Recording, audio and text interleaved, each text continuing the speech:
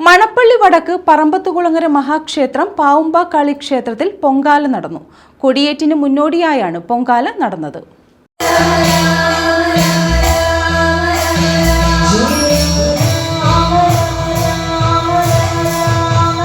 മണപ്പള്ളി വടക്ക് പറമ്പത്തുകുളങ്ങര മഹാക്ഷേത്രം പാവുമ്പാക്കാളി ക്ഷേത്രത്തിലാണ് വലിയ പൊങ്കാല നടത്തിയത്. പാവുമ്പാക്കാളിക്കായിരുന്നു വലിയ പൊങ്കാല. തന്ത്രി ദേവൻ സനൽനാരായണൻ നമ്പൂതിരി പൊങ്കാലയ്ക്ക് ഭദ്രദീപം തെളിച്ചു. നിരവധി ഭക്തരാണ് പൊങ്കാല ചടങ്ങുകളിൽ പങ്കെടുത്തത്. രാവിലെ 6-നായിരുന്നു പൊങ്കാല ആരംഭിച്ചത്. തുടർന്ന് നാമജപ ലഹരിയും ഭാഗവത പാരായണവും നടന്നു.